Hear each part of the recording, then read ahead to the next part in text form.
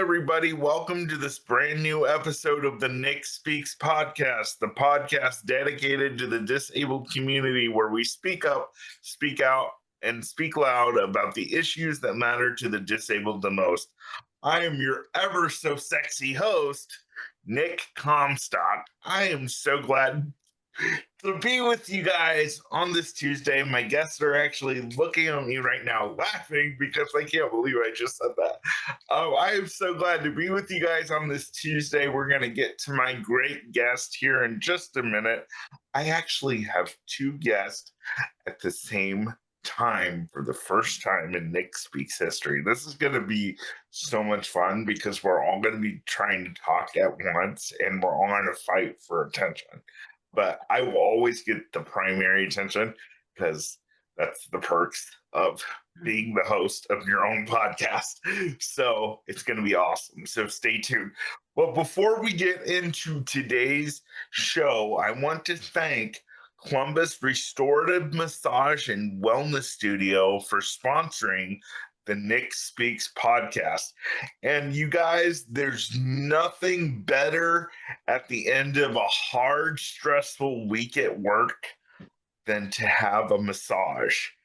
And the folks at Columbus Restorative Massage and Wellness Studio have called me up and said, Nick, we would love to give your viewers and listeners 20% off their next visit.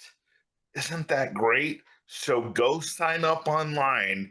And when you sign up online, use the promo code Speak Up for 20% off. You have to hurry because it's available for a limited time only. And like I've told you guys the past couple episodes, the holidays are coming up and you're having to deal with all those crazy family members that you really don't like. So go get a massage so all your knots are worked out, okay? Thank you to Columbus Restorative Massage and Wellness Studio again for sponsoring this episode. Now, you guys, we're going to get into our great guest. I have two best friends of mine that have really become best friends over the past couple of years or so. We've known each other forever. I actually met our our male guest and female at a conference.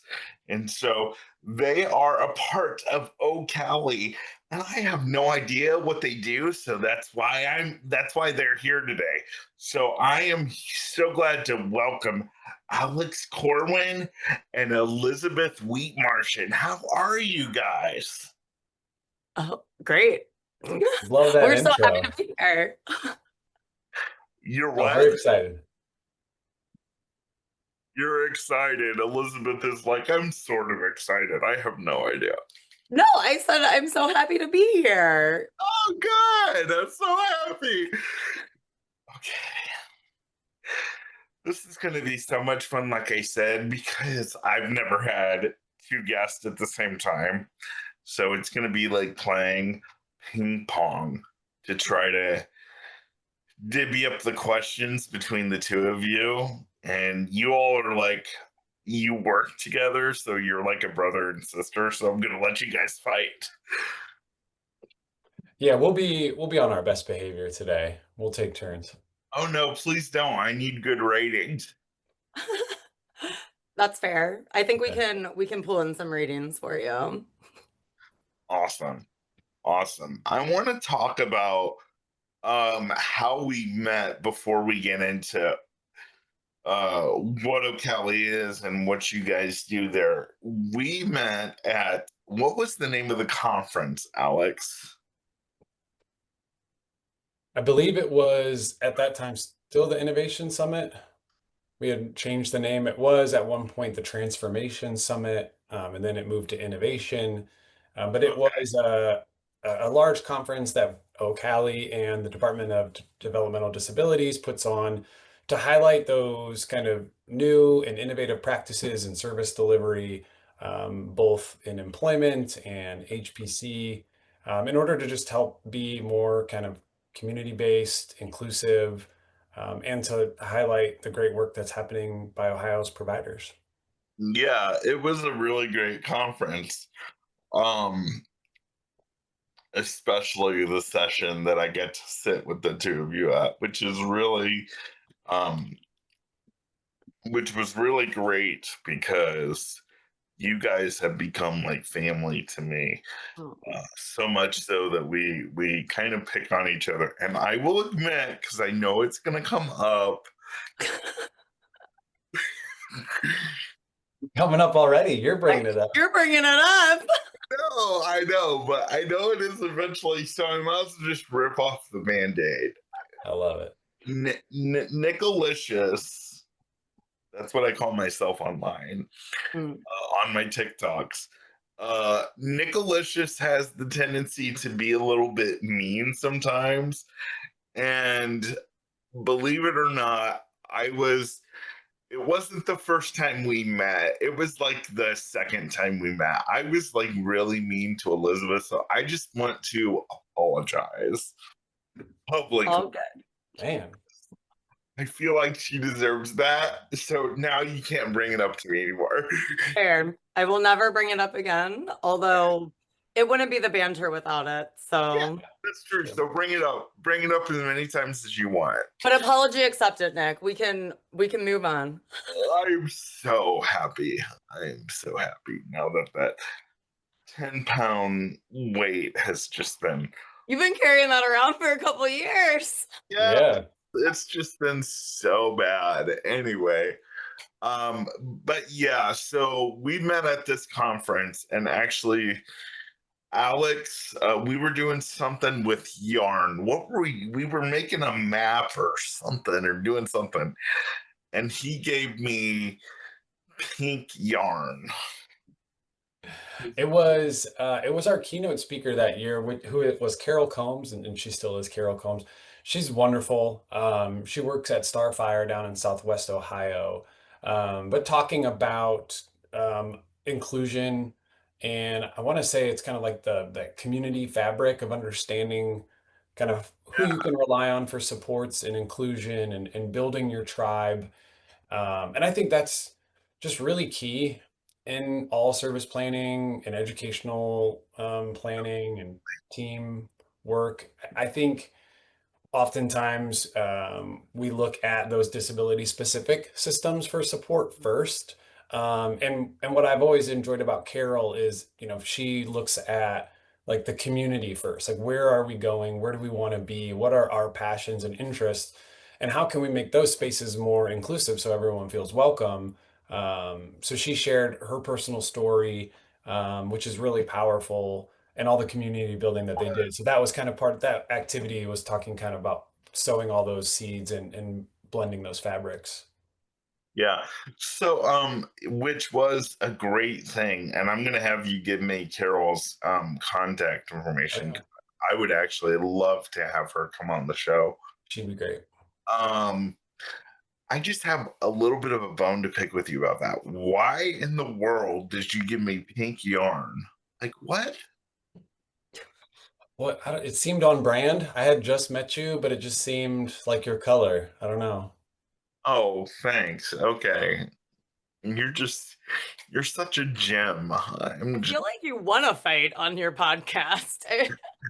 Well, like you said, Elizabeth, it's our relationship is not our relationship if we don't have playful banter. So I'll be honest, it was probably the one closest to me, in that you just got it.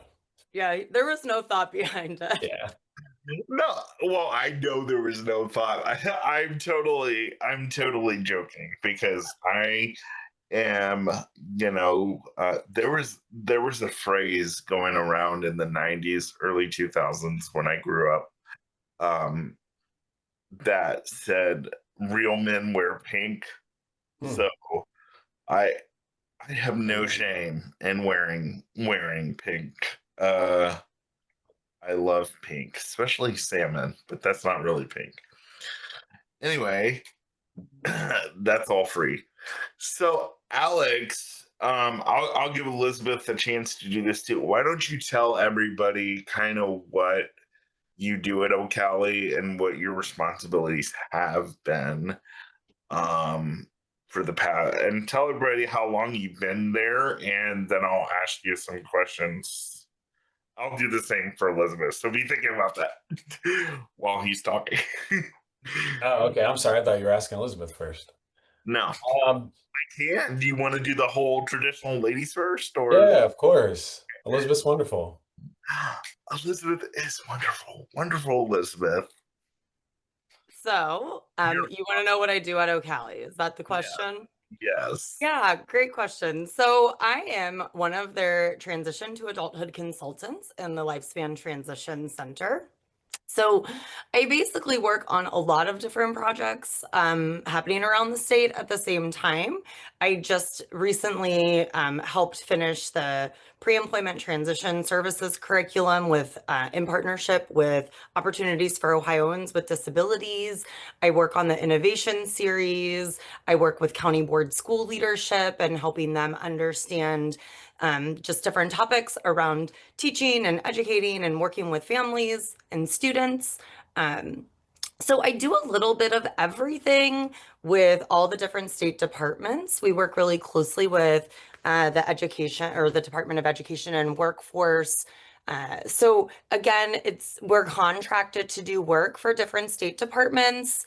Anything that they feel like is appropriate. We submit a lot of proposal grants. I work with universities, teachers, and other educators.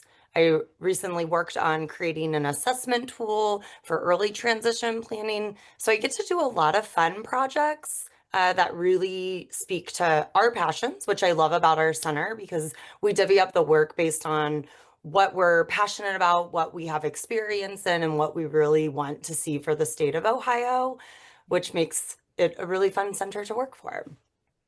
That's awesome.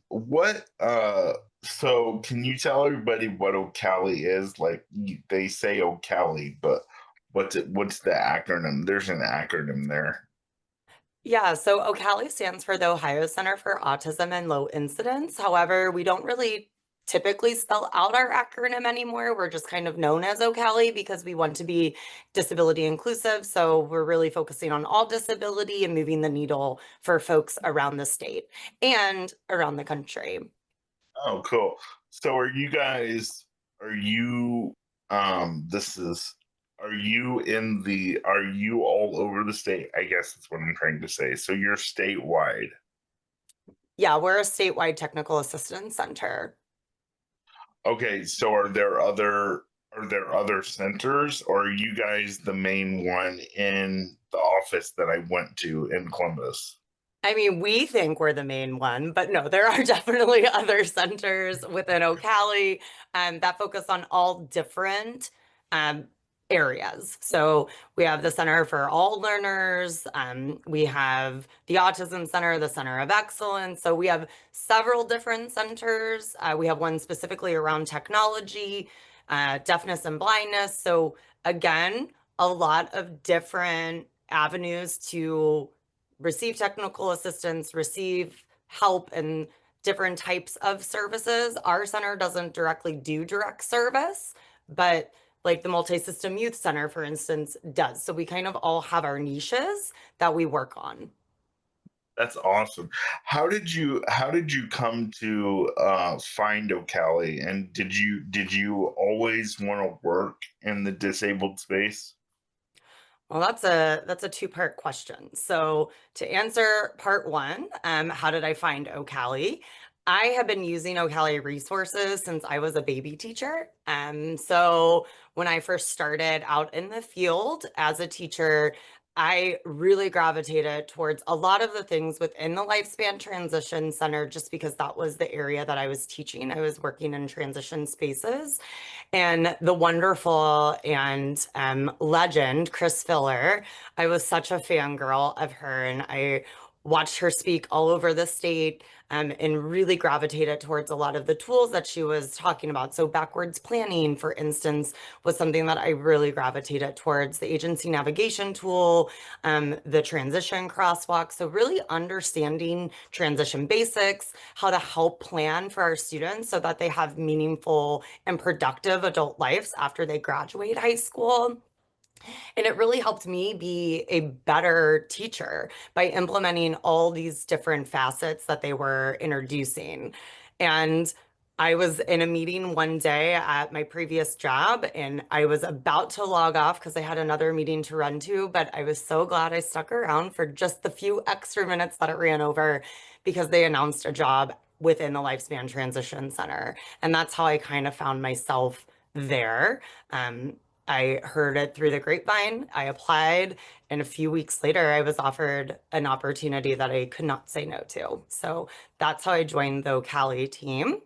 As for wanting to work in disability space, I feel like that's been something I really have wanted to do ever since I was little. I grew up with disability in my family, so it touched really close to home. I saw how fiercely my aunt would advocate for her son, my cousin. And as I got older, I realized that I wish families didn't have to advocate so hard for Right. something that we should just be giving folks the opportunity to do.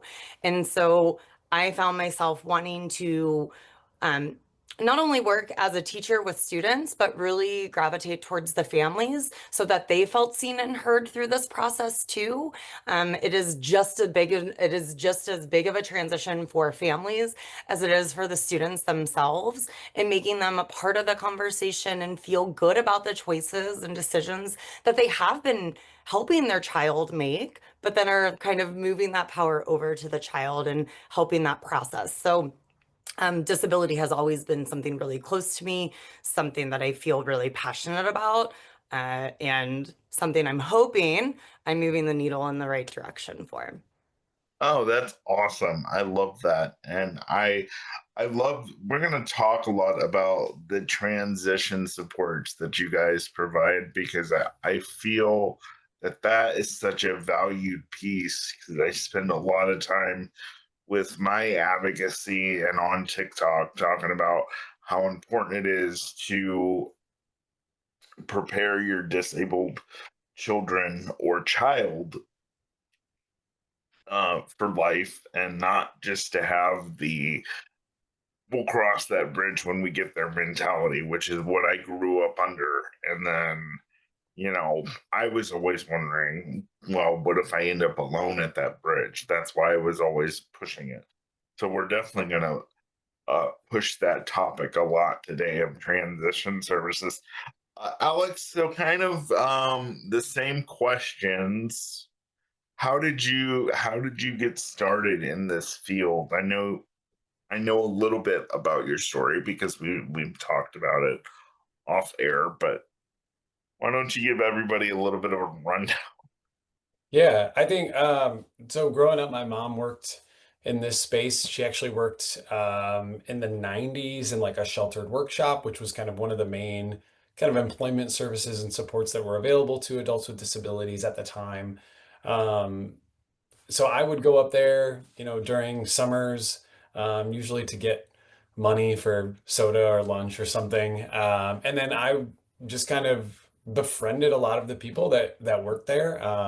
Would go and talk to Morris about Northwestern football. Talk to Dwight about his artwork and all the amazing stuff he was creating, and get teased by Connie for complaining and acting like a big girl, in her words. So I just really enjoyed kind of having that Did that that? like, oh yeah, Connie gave me a real hard time because I was a kid. I was like 12, 13, and doing a lot of kid complaining. So she usually Oh, called you me had somebody way before me. out. Yes. I feel so honored. No, it was great. And I think kind of being engaged in the disability community at a young age just kind of showed me that everyone has value, everyone has special talents, that really Right. enjoyed like getting to know people with disabilities and what they were and all the shared interests that I had with them. So then, um, worked as a residential aide in a like a group home in ICF for 8 men when I was an undergrad at Bowling Green State University. And then, from there it was paraprofessional and job coach and day hab manager, employment services director, and then service and support administrator and SSA supervisor. And then working at Department of Education and Workforce, kind of overseeing the partnership with education and our state VR, Vocational Rehabilitation Agency, which is Opportunities for Ohioans with Disabilities, OOD. And then ended up here at Ocali in 2020.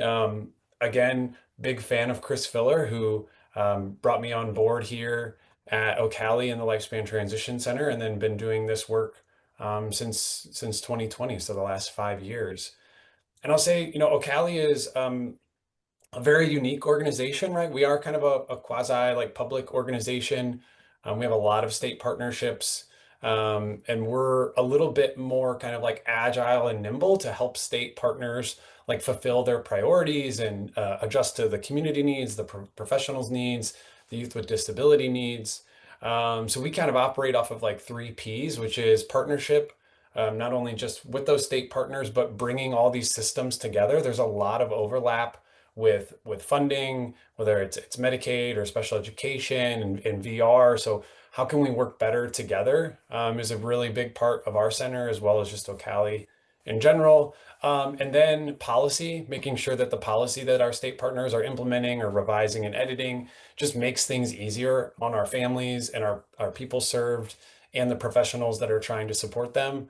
And then the final P is our practice, right? There's evidence and research-based practices out there that we know work, that, whether it's early intervention or multi-agency planning, like we know that these things work. So how can we develop tools, resources, trainings, coaching, whatever it could be to help local schools, county boards, OOD, other professionals that are supporting youth with disabilities? How can we help them implement these practices and best serve the people that they're working with? So that's kind of our role here at Ocali as a whole. And then at the Lifespan Transition Center, we focus on transition planning, which in Ohio happens at the age of 14 through kind of adulthood. That's that lifespan part of our center. So it's the Lifespan Transition Center. But as Elizabeth alluded to, we're talking transition earlier now, like K-5 and elementary. How can we be really intentional in that time to build skills, to develop those partnerships, to get early connections to these state partners and state systems in order to help youth and family get on that really high trajectory for success and post-school outcomes. That is so awesome. And I love that that transition period starts at 14 and that it's starting even earlier. Because to be honest with you, my parents didn't even want to think about it. They're not the parents only don't, ones. right? Yeah. I mean, I think, to your point, it's like we'll think about it when we get there, or there's just a lot of like nervous and anxiety around exiting the school system. Families have been engaged with the school systems, for 5, 8, 10 years. When it comes to transition planning time, it's a really safe space. They might have really great relationships, OT, PT, speech, mental health, everything is under one roof. They don't want to think about, trying to piece together the services and supports that might be needed in adulthood, because it starts to get a little bit kind of segmented in the adult world. So it can be a difficult time, like for everybody. And I've got 2 young kids, one that's now in middle school, and like I don't want to think about adulthood for him at any point in time. So I understand. But I think, you brought it up, Nick, is we got to start earlier. We have to have these conversations. We have to build these skills, and we have to be okay with like a little bit of failure, because we all learn best from like trying things and maybe it not going great, or having some failure, or not doing well at something, so we can find maybe a better way, or we can find skills that we want to work on. So I think one of the things that we've talked about in our center and when we get out across Ohio, is that, just trying new things, trying different things, building skills, and being okay that everything doesn't go according to plan or is 100% rosy, that, we're going to have Having that dignity of risk is so important throughout the lifespan. I mean, it's just having the opportunity to take risk, to fail forward, to learn from those mistakes, And what is it's such a great opportunity when you have all those supports in one spot to try something new because you have those supports, right? So when things go awry, they're already put in place to help you navigate that uncertainty. Sometimes I wonder if I were to have gone through the public school system, if things would have turned out a lot better for me than what they did, because I went to a private Christian school that was not accredited and just had like a special ed classroom. And so we spent a lot of time watching, episodes of Reading Rainbow and which now I can't stand because I'm like, I've seen too many of those, and I'm just like, Well, I think education has evolved too yeah, since you were in school, right? So we could all play this game like would this have happened if I would have done this? right, But I think in reality, life was a lot different when you were in school, and it might not have been any different, you know? So yeah. Well, that's funny that you mentioned that because a few years after I left high school, I volunteered for the administrative assistant of the school at the time, or no, the superintendent of the school at the time, and he had someone come in to meet with him because they were planning on putting their child in the special ed program at our Christian school, and they talked about.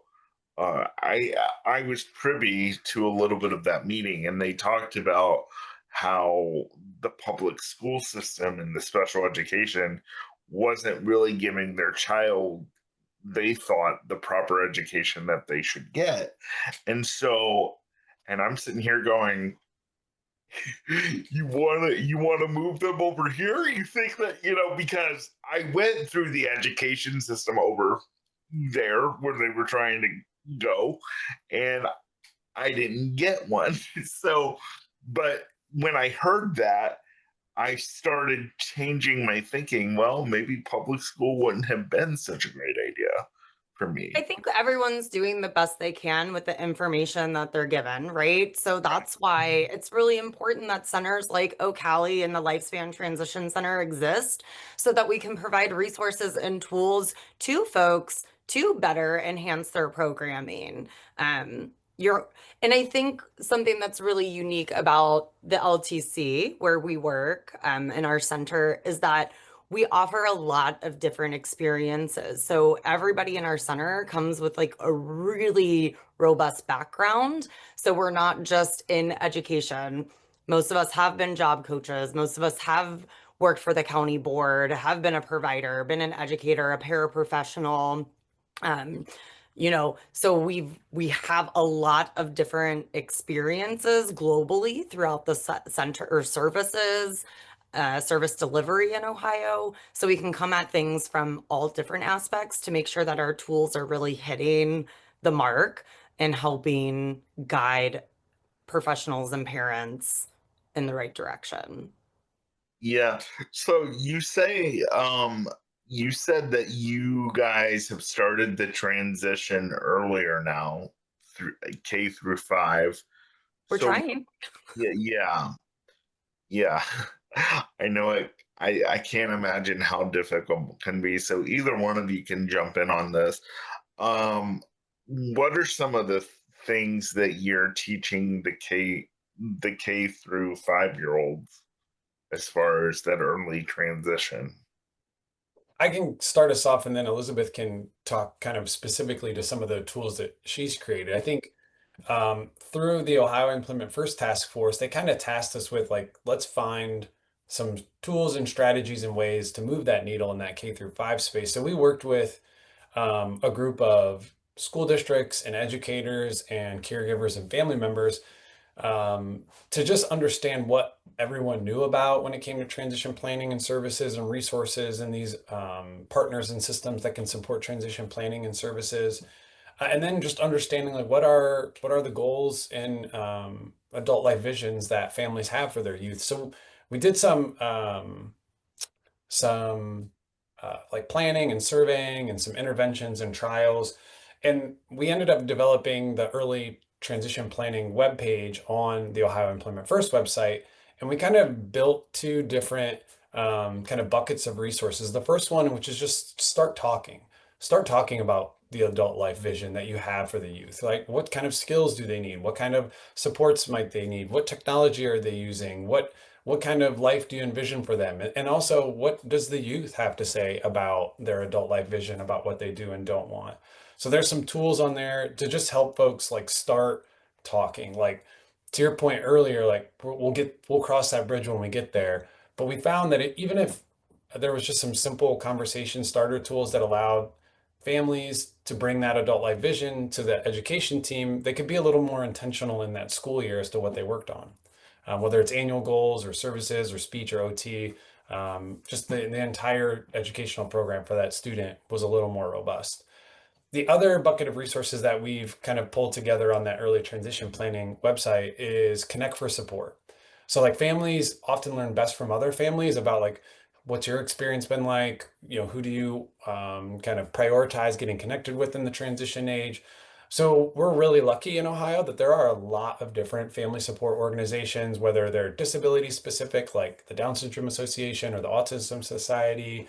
A lot of them run support groups and social and kind of engagement and networking events for families and caregivers in order for them to kind of find their tribe. A little bit of what Carol was talking about it that we shared at the beginning is just finding people that have a similar experience so you guys can share and have a tribe to come back to and to work together with.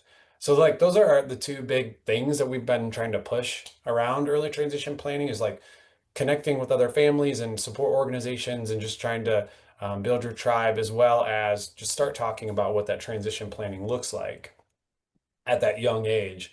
And then Elizabeth has led the development, along with one of our other team members, Jenna, on a couple different tools around early transition planning. So I can let her kind of share that work, which again has a little more intentionality in that start talking time.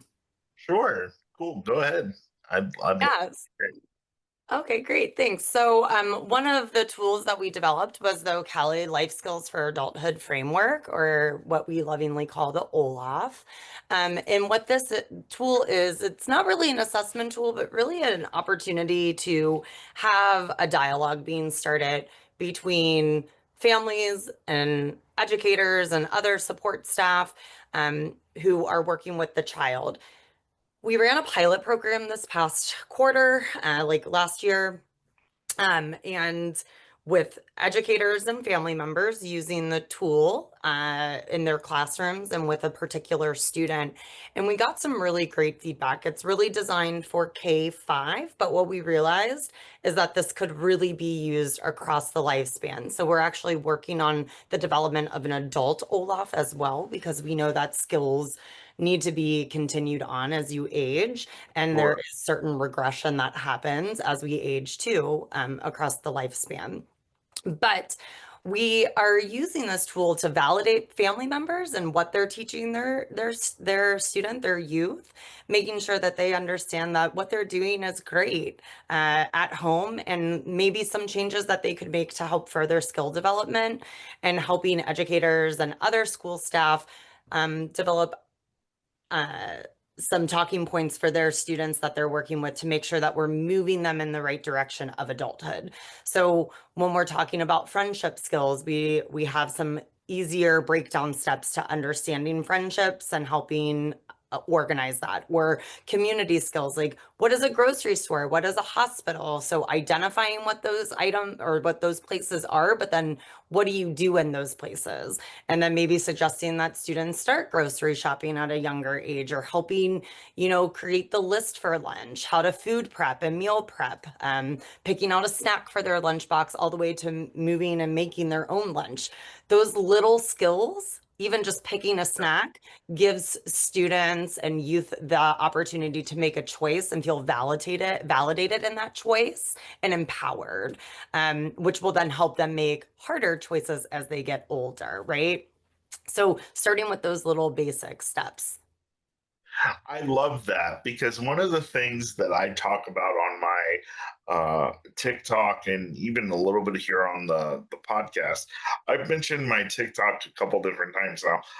I have over 74,000 followers now. So if you have not followed me, follow me at Nicholas Comstock. I try to post at least twice a day.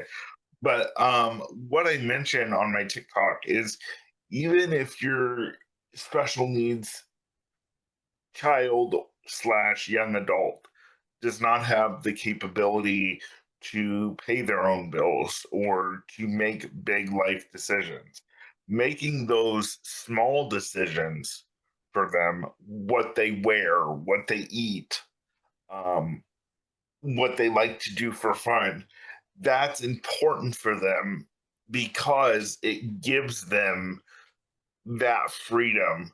Because if you don't at least give them that, I would feel that they wouldn't have any freedom at all. I feel that they would feel that they're constantly controlled because they can't make those little decisions.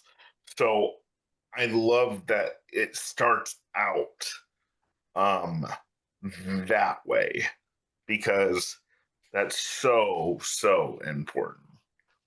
And I love another thing that you guys have talked about. And Elizabeth, I want to talk about this with you because I know you said your aunt had a special needs child. We've mentioned several times how important it is to build a community. Mm. So what did your family do as far as building a community around the relative that you had or that you have? Yeah. Yep, I actually was just out in California with him earlier or last week. Yeah. So um I think one of the things that we how do I want to say this? He was just Brian. Like that's I mean, truly that he was one of our cousins. He didn't get any special privileges. He was just one of the cousins who happened to have a disability, and we made sure that he was included in everything that all the other cousins did. Honestly, he's more traveled and well traveled than most of us in our family. That boy gets around. So she did a great job building community, not only within our own family, just he was part of it, and whatever the cousins were doing, Brian also got to do if he wanted to do it. But she also made sure that he was included in his own life. You know, he lived on his own for a long time until he could no longer do that. Um, had roommates.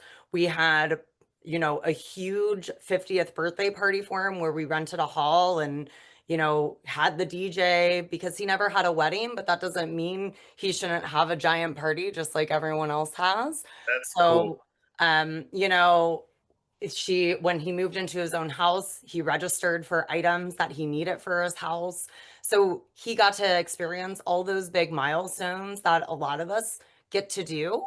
Um, and she just made sure that he had the same opportunities that everyone else did.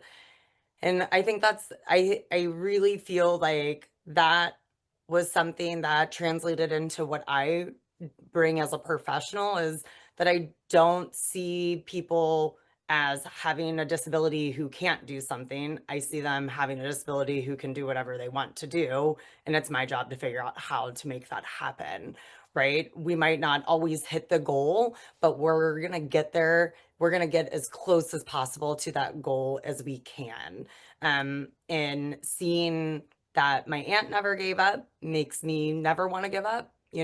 These families need somebody in their corner. And a lot of times, and it's hard. I mean, I think it becomes very easy for some educators to be like, well, that kid's never going to go to college, or why don't we focus on this skill over that skill? But having tools like the OAuth and having backwards planning documents and having intentional planning and meaningful steps to make those goals happen is something that we can then say, all right, so he wants to go to college. What is my responsibility as a teacher right now to get him as close to that goal as possible? Even if we don't hit it, Are we doing and exhausting all of the options? Are we intentionally planning? Are we looking at all the different avenues of what that looks like?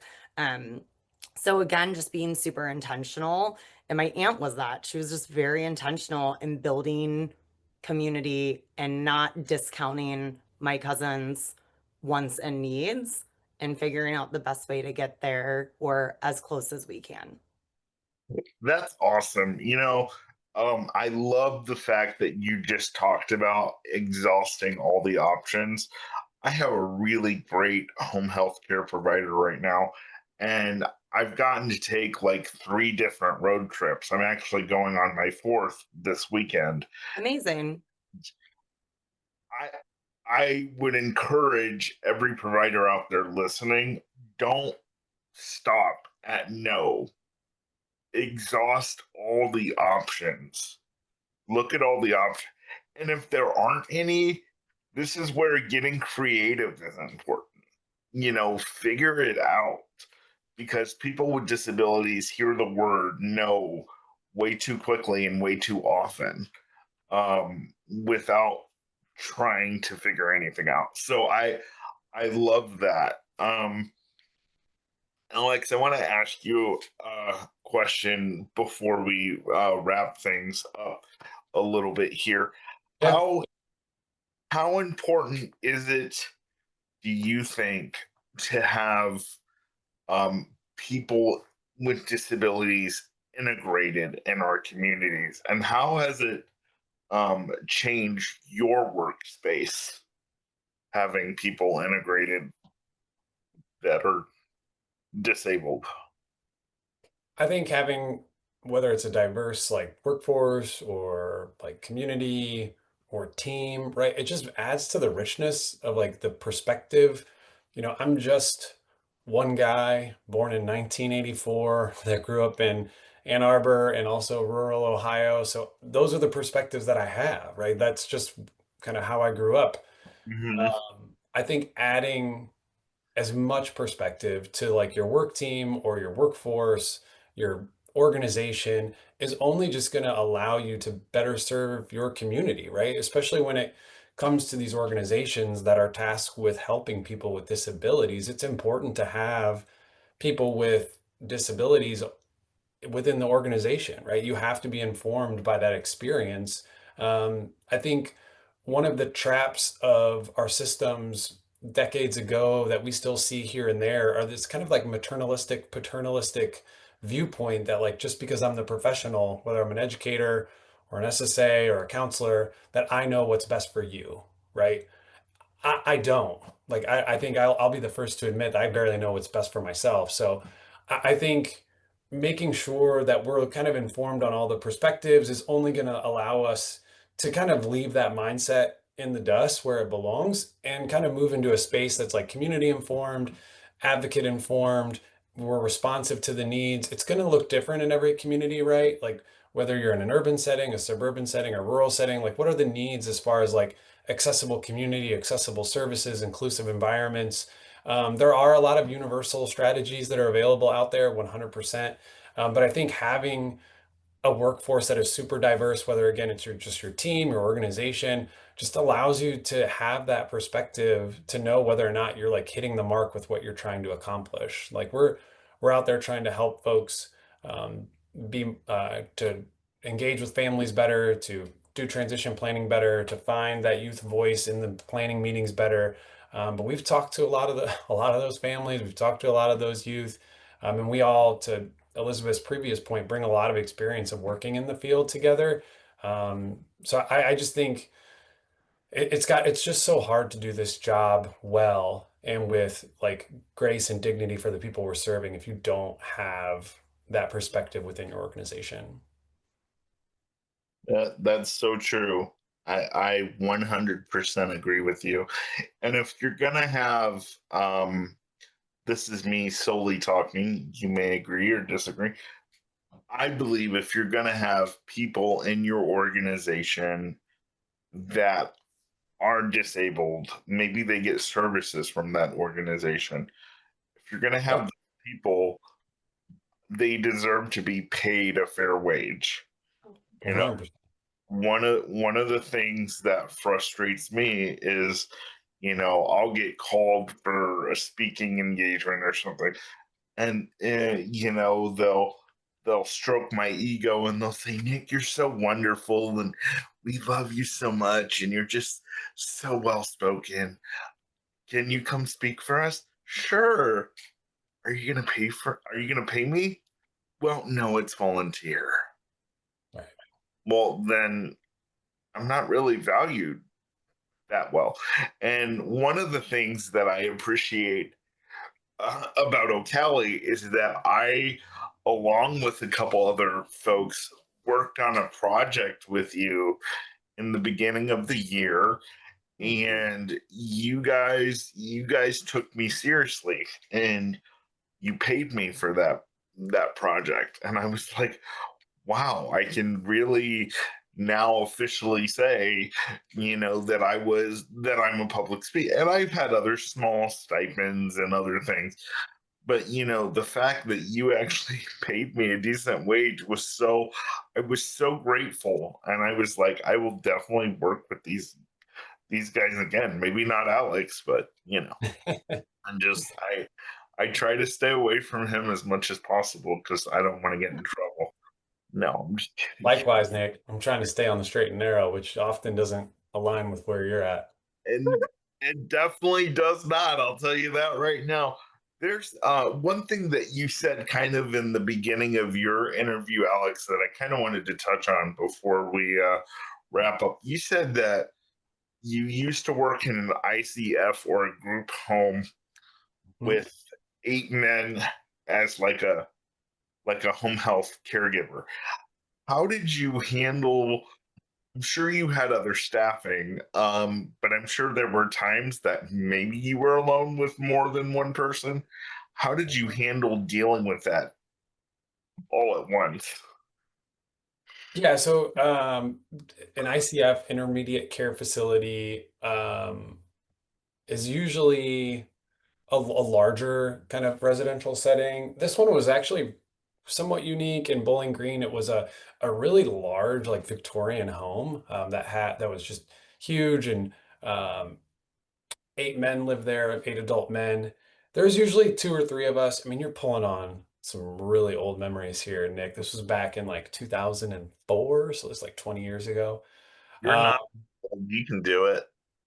I'm gonna do my best. I mean, I just I tried to befriend everybody. Like I think even some of the residents there, the men that live there, who may be like difficult to serve or outwardly behaviorally aggressive at times, you get a lot more if you've developed a rapport and a relationship, and they can trust you, and they know that you'll go to bat for them, that you'll advocate for them, whether we're in the community at the library or at the baseball stadium or going to Special Olympics. And I was lucky enough to like work with some really great kind of like mentors that had worked in that home for a long time.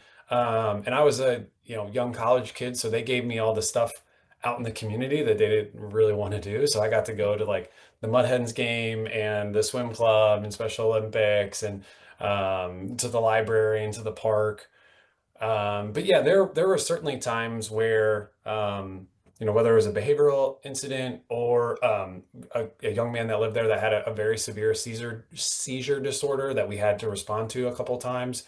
So I think anytime you're working with folks, developing that relationship and rapport and trust is like the first thing to do. That way, when things do get rocky or difficult or emergency medical needs, right? Like you feel confident and comfortable helping and supporting them, and they feel comfortable with you supporting them as well.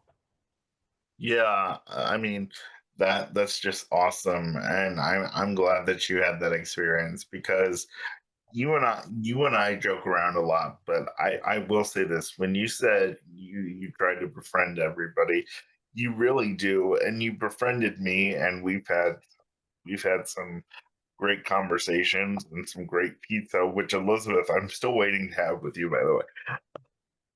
Well, we've had I good live kind of far away from you, so in my defense, like it is a couple-hour drive to you.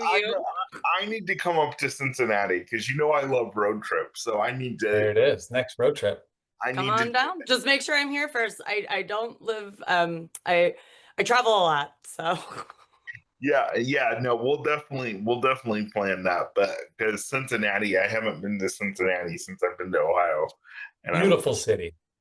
I would probably love one of the best ones in Ohio, honestly, and very inclusive. We have a lot of inclusive spaces and places around Cincinnati, and our local city government really does try to make it a priority for them to include accessible restrooms at public events. We have at the Cincinnati stadiums, we have sensory spaces. The zoo has adult changing tables. The art museum does as well. So like we really are doing our part in Cincinnati. I gotta give my city some kudos here because they're really trying to make it an inclusive place so that all people can enjoy the great things that Cincinnati has to offer. except except the Skyline chili. I don't. I will fight you on that one, Nick. Don't even get I'm me with you, started. Nick. I was just talking about this the other day. If you cut me open, I bleed Skyline. So don't do No, not. I will fight to the uh, death. I will die on that hill. you know what you should try, Nick? That's much better. I think it's called Gold Star chili. heard it's much That's- better. No, get out of here. I will end this podcast right now. I will turn off my computer and walk away. Walk away, walk away. No, I'm just kidding. But yeah, I'm sorry, Cincinnati. I'm sorry, Skyline. Now, if you want to sponsor me, I will Yeah, change your tune. They might want to sponsor you. I will gladly lie and talk about how great your chili is. Oh, But oh, Nick will do anything for a sponsor. If I make it up in time right now, my favorite donut place, as well as Alex's, I might have converted him to make it his favorite donut place. They right now have a Skyline chili dip donut that I am dying to get my hands on. So. no, ew. No. Mm-mm. No, I'm intrigued enough to try it, but I'm not sure I'm excited about it. Don't knock it until you try it, because Alex also didn't think he liked savory donuts until he had a couple of these. So Starlight Hot Donut honey, Lab, shout out. pimento cheese. Yeah, that very good. what's the donut place? Because now I have to go try it. What is it? It's called Starlight Donut Lab. Where? Well, that's why it's In so the great city of Cincinnati, of course. okay. You might get me to come up there and try. Oh, I don't know about I don't know. Well, you can't knock it until you try. That's all I'm saying. I'm with Elizabeth. I think we got I may have ordered way too many. I got what felt like 2 dozen, but Well, they gave us extra. oh, that's right. Mm-hmm. We had a lot, and then I brought him back to one of my good friends who's a Cincinnati native, and then her husband who's a chef, and we tried them all, and we were all floored. They were delicious. The sweet, the savory. They're brioche donuts. They're a little lighter. They're not real greasy. And then the flavor combinations. Just I would awesome. I would encourage you, Nick, go check out a Reds game before the season's over, or go to a Bengals game, or go down and do some fun stuff in Cincinnati, and then. I'm gonna come down and see Elizabeth, but I don't. Hit me up. I'm always down. I love this city more than a lot of things. Hopefully, more than the chili dipped donut. I think that's actually the epitome of what Cincinnati is. Yeah. Well, then to me that just seems like Cincinnati's weird. Anyway, but I'll go try it for you, Liz. I'll go try it. Man. One thing I want to ask the both of you. I know we said we were going to wrap up, but we're having so much fun. So what do you now? This is kind of a creepy question. Oh gosh, you're scaring me. Continue. What do you want your legacy to be in the disabled community? Oh dang. You should have prepped us for that one. That's hard. Yeah, I didn't get this. This was not in my prep sheet either. Well, good and well, I don't have a prep sheet, so I would say it's kind of like this really thin line of like, I want my legacy to be almost non-existent because I want to be able to lift up people with disabilities. I want it to be like truly inclusive. I want it to be it's not more of my legacy, but just like the vision for the future that I want to have a hand in, which is people with disabilities in leadership roles in these organizations and systems that are designed to support and serve them, right? Like being able to have fully inclusive and accessible communities so everyone feels welcome. One of the big things at Ocali we talk about is A plus B equals C. So it's not just accessibility, but that feeling of belonging that people are given grace to get in and out of a building, even if it may take them an extra 20 or 30 seconds, but that we're helping people feel like they have this sense of belonging in their community. So I think if we're able to just accomplish that stuff, I don't really need my name attached to it as long as we're kind of creating that vision together and it's informed by the people that we're dedicated to serve. Or unless it's me and it takes like 5 to 10 minutes because Yeah. I drive really slow according to some people. Anyway, I'll wait 20 minutes before I dig into that pizza, Nick. Don't you worry. I did not drive that slow for that pizza. I was, I had my hand on the joystick ready to go. I did too, Oh my especially God. when it started downpouring. I was like, we got to I get don't even know what's happening anymore. This conversation has derailed. well. What's your legacy, Elizabeth? What are you hoping to leave here? What's the legacy? Because now he's like, I thought we were talking about legacy. Go ahead.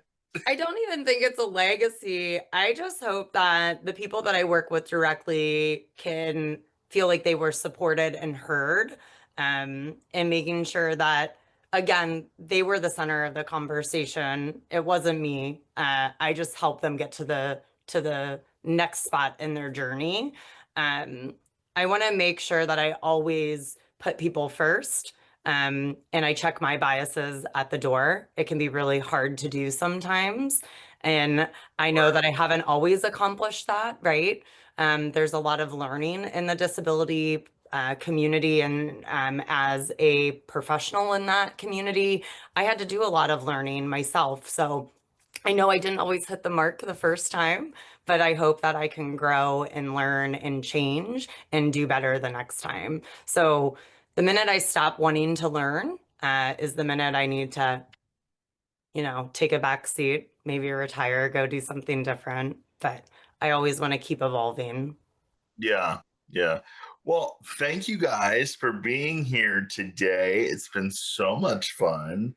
We're gonna put all the information for Ocali in the show notes. Because who knows, there might be a lot of people in Ohio who don't know what Best kept secret in Ohio. And we don't want to be. We don't want to be a Yeah. secret. We want to be out loud and Calm proud. down.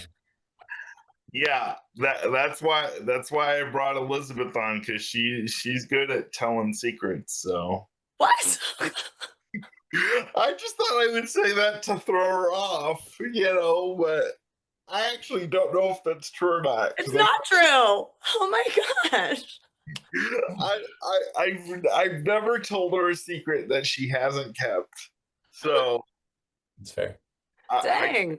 I just wanted to like make her flip out before we end the show and be like, "Oh my god, you're so mean."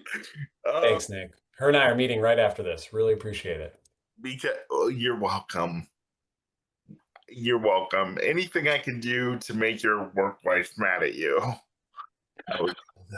that's my goal. But no, seriously, guys, thank you for being here today on this episode of Nick Speaks. It's been a blast. I told you guys it was going to be a blast. Didn't you love staying for the whole thing? If not, give me a 5-star rating anyway. This is the Nick Speaks podcast, the podcast dedicated to the disabled community, where we speak up, speak out, and speak loud about the issues that matter to the disabled the most. I am your ever so sexy host, Nick Comstock. Don't forget about that great deal from Columbus Restorative Massage and Wellness Studio. Get your 20% off your next visit when you sign up online and use the code Speak Up. Don't forget about it. Available for a limited time only. Get it now. I will see you guys next week for another great episode. Bye-bye. Bye. Thanks, Nick.